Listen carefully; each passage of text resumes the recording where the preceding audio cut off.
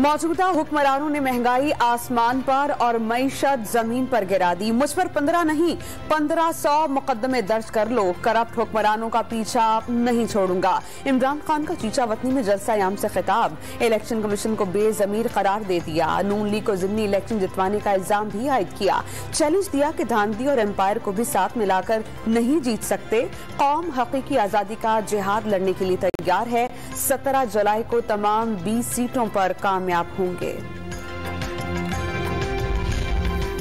90 दिन में करप्शन खत्म करने की दावेदार ने तारीखी करप्शन की। कोई शुबा गुज़श्ता हुकूमत की करप्शन से नहीं बच सका। इस करप्शन का सवाल करो तो कहते हैं कि गद्दारी हो गई। मरियम औरंगजेब का गुज़श्ता हुकूमत पर वार, कहा बुशरा बीबी ने बैरून मुल्क साजिश के झूठे बयानियों को फैलाया।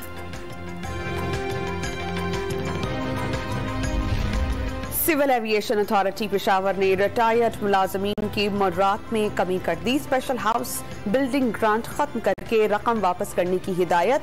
रकम घरों की तामीर और बच्चों की तालीम पर खर्च कर चुके रिटायर्ड मुलाजमीन का मौक़िफ़।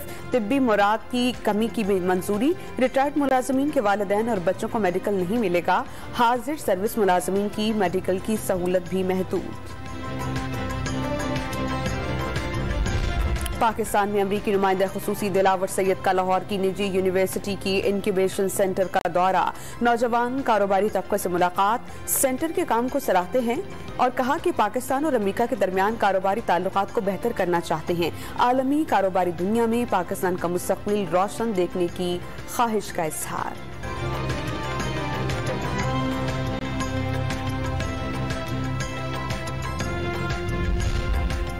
और बहावलनगर शहर और गिरदोनवाह में आंधी के साथ हल्की बारिश। मवेशी मंडी के टेंट्स उखड़ गए। आंधी के बाद मुताद्दिद फीडर से बिजली की सप्लाई मुअत्तल।